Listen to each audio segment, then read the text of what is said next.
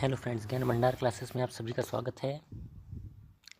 आज हम class 9th chapter 2 Europe में समाजवाद एवं रूसी क्रांति के कुछ और 20 इम्पोर्टेंट क्वेश्चंस को इस वीडियो में डिस्कस करने वाले हैं।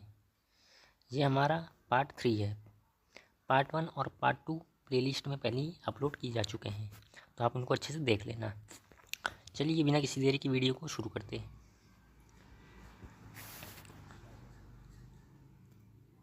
चलिए, आपका पहला क्वेश्चन है, स्टालिन के शासन की मुख्य विशेषता क्या थी? स्टालिन के शासन की मुख्य विशेषता क्या थी? पूंजीवादी अर्थव्यवस्था, उदारवादी नीतियाँ, अधिनायकवादी नियंत्रण, लोकतांत्रिक चुनाव। तो स्टालिन के शासन की मुख्य विशेषता क्या थी? अधिनायकवादी नियंत्रण। ऑप्शन सी आपका करेक्ट आंसर है। चलिए क्वेश्चन नंबर 2 देखते हैं। क्वेश्चन नंबर 2 है, बोल्शेविक का क्या अर्थ है? बोल्शेविक का क्या अर्थ है? अल्पसंख्यक, बहुमत, श्रमिक, किसान। तो बोल्शेविक का अर्थ बहुमत होता है। क्या होता है? बहुमत। ऑप्शन बी करेक्ट है। चलिए क्वेश्चन नंबर 3 देखते हैं। क्वेश्चन नंबर 3 है, रूसी गृह युद्ध में किस देश ने श्वेत सेना का समर्थन किया था? रूसी गृह युद्ध में किस देश ने श्वेत सेना का समर्थन किया था? आपको ये बताना है। जर्मनी ने, संयुक्त राज्य अमेरिका ने, चीन ने, जापान ने। तो इसका आंसर हो जाएगा ऑप्शन बी, संयुक्त राज्य अमेरिका ने।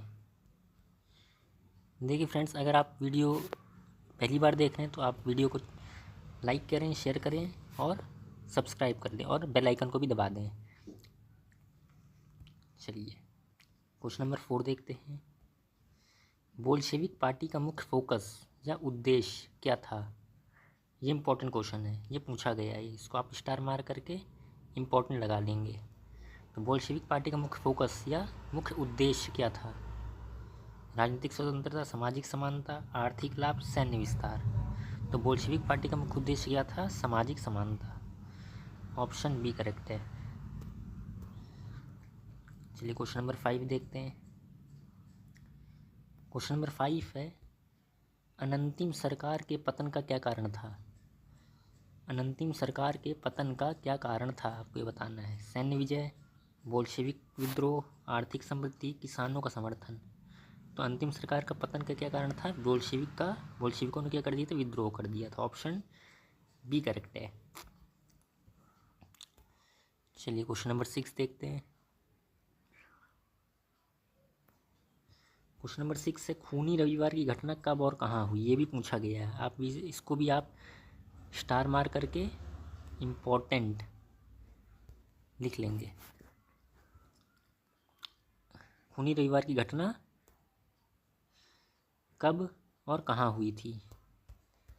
खूनी रविवार की घटना कब और कहाँ हुई थी? कब और कहाँ हुई थी ये आपको बताना है। 1903 में इटली में, 1904 जर्मनी में, 1905 सेंट पीटर्सबर्ग, 1906 फ्रांस में। तो खूनी रविवार की घटना कब हुई थी? 1905 सेंट पीटर्सबर्ग में। ऑप्शन सी करेक्ट है। आप इसको राइट कर लेंगे, नोट कर लेंगे। निम्नलिखित में से किसने सन 1917 में रूसी जनता को द अप्रैल थीसिस प्रस्तुत किया? Joseph Stalin, Leon Trotsky, Vladimir Lenin, Karl Marx. तो इसका आंसर हो जाएगा व्लादिमीर लेनिन। ये भी पूछा गया एग्ज़ाम में। आप इसको भी स्टार मार करके इम्पोर्टेंट लगा लेंगे। इसको आप स्टार मार करेंगे और स्टार मार करके इम्पोर्टेंट लगा लेंगे। ठीक है, चलिए क्वेश्चन नंबर 8 देखते हैं। रूस में कोल खोज क्या था? ये भी इम्पोर्टेंट क्वेश्चन है। ये भी इम्पोर्टेंट क्वेश्चन है। इसको भी आप स्टार मार करके इम्पोर्टेंट लगा लेंगे। रूस में कोल खोज क्या था? सामंत, सामूहिक प्रार्थना, सामूहिक खेती या विद्रोह। तो रूस में कोल खोज सामूहिक खेती को कहा जाता था। रूस में सामूहिक खेती होती थी उसको क्या कहा जाता था? कोल खोज। ये पूछा गया एग्ज़ाम में, तो आप इसको नोट कर लेंगे। चलिए क्वेश्चन नंबर 9 देखते हैं। रूसी सोशल डेमोक्रेटिक लेबर पार्टी की स्थापना कब हुई थी? रूसी सोशल डेमोक्रेटिक लेबर पार्टी की स्थापना कब हुई थी? ये इम्पोर्टेंट क्वेश्चन है। 1883, 1884, 1885 या 1886? तो रूसी सोशल डेमोक्रेटिक लेबर पार्टी की स्थापना 1883 में हुई थी। ठीक है, आप इसको नोट कर लेंगे। चलिए क्वेश्चन नंबर 10 देखते हैं। रूसी सोशल डेमोक्रेटिक लेबर पार्टी का गठन किसने किया था? Karl Marx, Engels, Lenin, George Plekhanov. रूसी सोशल डेमोक्रेटिक लेबर पार्टी का गठन किसने किया था? जॉर्ज प्लेखानोव ने किया था। ऑप्शन डी करेक्ट है। तो अब इसको भी आप स्टार मार करके इंपॉर्टेंट लगा लेंगे। ये सारे क्वेश्चन पूछे गए हैं एग्ज़ाम में, तो अब इसको अच्छे से तैयार कर लेना। चलिए क्वेश्चन नंबर 11 देखते हैं। बोल्शेविक लोगों ने जर्मनी से कब संधि कर ली? बोल्शेविक लोगों ने जर्मनी से कब संधि कर ली? 1900, 1910, 1918 या 1920 ईस्वी में? इसका आंसर है 1918 में, ऑप्शन सी। ऑप्शन सी, ये थोड़ा गलत टाइप हो गया है, ऑप्शन सी है इसका। ठीक है, आप इसको करेक्ट कर लेंगे। चलिए क्वेश्चन नंबर 12 देखते हैं। रूसी सोशलिस्ट रिवोल्यूशनरी पार्टी का जन्म कब हुआ? ये भी इम्पोर्टेंट क्वेश्चन है, इसको भी आप स्टार मार्क करके इम्पोर्टेंट लगा लेंगे। तो रूसी सोशल रिवोल्यूशनरी पार्टी का जन्म कब हुआ था? 1900 में, 1905 में, 1915 में, 1919 में? रूसी सोशल रिवोल्यूशनरी पार्टी का जो जन्म था वो 1900 में हुआ था। ऑप्शन ए करेक्ट है। चलिए क्वेश्चन नंबर 13 देखते हैं। क्वेश्चन नंबर 13 है, रूसी सोशल डेमोक्रेटिक लेबर पार्टी की स्थापना कब हुई थी? रूसी सोशल डेमोक्रेटिक लेबर पार्टी की स्थापना कब हुई थी?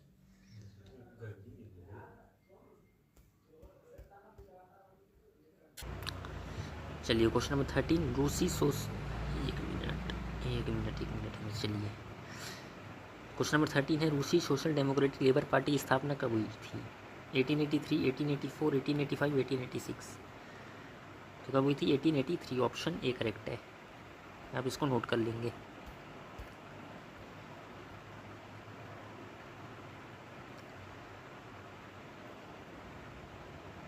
चलिए क्वेश्चन नंबर 14 देखते हैं। क्वेश्चन नंबर 14 क्या है? किन शक्तियों को मित्र राष्ट्र कहा जाता था? ये भी इम्पोर्टेंट क्वेश्चन, ये भी इम्पोर्टेंट आप मार कर लेना, क्योंकि ये भी पूछा गया एग्जाम में। मित्र राष्ट्र किन्हें कहा जाता था? किन किन शक्तियों को? जर्मनी, ऑस्ट्रिया, तुर्की, ब्रिटेन, फ्रांस, रूस, मॉस्को, तुर्की, ऑस्ट्रिया, रूस, Petersburg, Austria.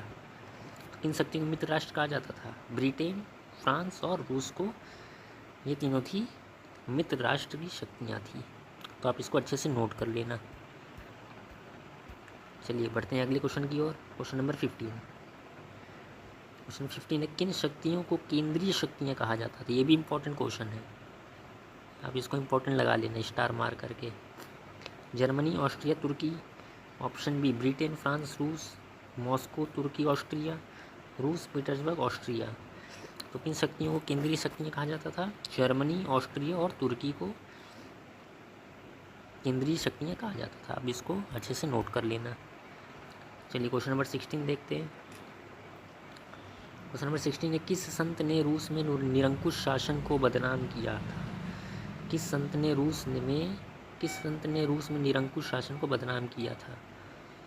Rasputin, Marpha वासिलोवा, Nicholas द्वितीय, कोई नहीं। तो जो संत थे उनका नाम क्या था? रासपुतिन था। ऑप्शन ए करेक्ट है। कौन था? रासपुतिन, ऑप्शन ए करेक्ट है। अब इसको नोट कर लेना।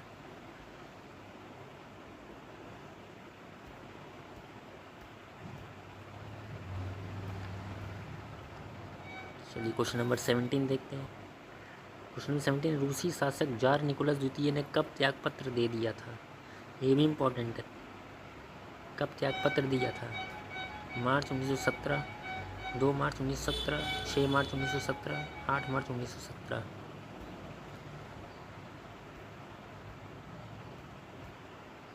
तो इसका आंसर है 2 मार्च 1917, ऑप्शन बी करेक्ट है।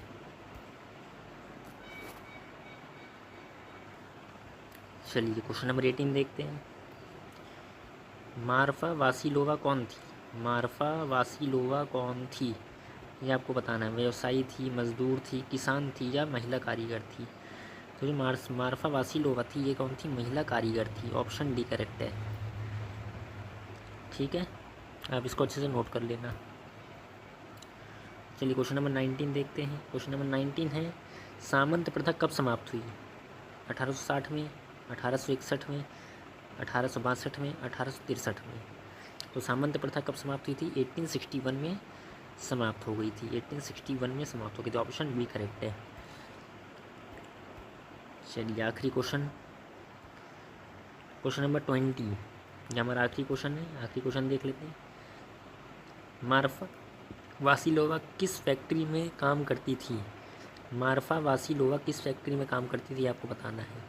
टेलीफोन की फैक्ट्री में, सूती वस्त्र फैक्ट्री में, हथियार निर्माण की फैक्ट्री में, चमड़े की फैक्ट्री में। मार्फा वासिलोवा जो थी वो टेलीफोन फैक्ट्री में काम करती थी। तो ये भी आप इसको इम्पोर्टेंट कर लगा लेंगे, पूछा गया एग्ज़ाम में। अगर आप चैनल में नए हैं तो इस चैनल को लाइक करें, शेयर करें, सब्सक्राइब करें। मिलते हैं अगली वीडियो में। Thank you.